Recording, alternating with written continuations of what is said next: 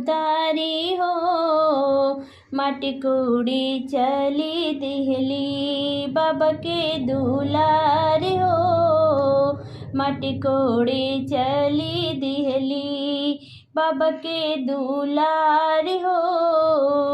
पहिरी के पियर साड़ी लेके कुदारी हो।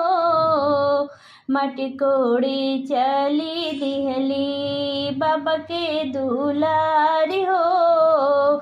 माटी कोड़ी चली दिहली चाचा के दुलारी हो। माटी कोड़ी चली दिहली टीका मांगस नथिया मांगस कंगना बड़ी भारी हो। टीका मांगस नथिया मांगस कंगना बड़ी भारी हो। माटी कोड़ी चली दिहली माटी कोड़ी चली दिहली बाबा के दुलारी हो। माटी कोड़ी चली दिहली चन मांगस हरवा मांगस कंगना बड़ी भारी हो।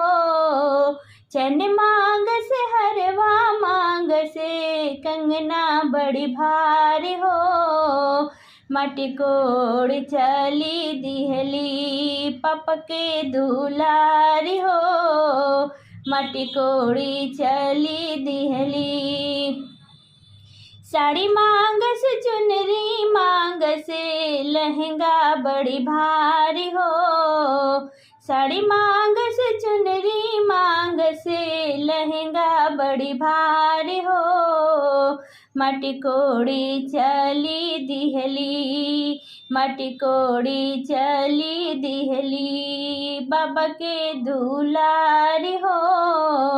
माटी कोड़ी चली दिहली पायल मांगस बिछुआ मांगस कर धन बड़ी भारी हो। पायल मांगस बिछुआ मांगस कर धन बड़ी भारी हो। माटी कोड़ी चली दिहली बाबा के दुलारी हो। माटी कोड़ी चली दिहली।